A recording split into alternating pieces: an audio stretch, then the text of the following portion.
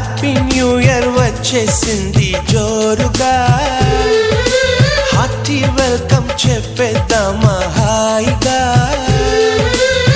కొత్త కొత్త ఊహల్లో తెలిపోటియా, మనసులోని ఆశల్ని పంచుకో బ్రదర్.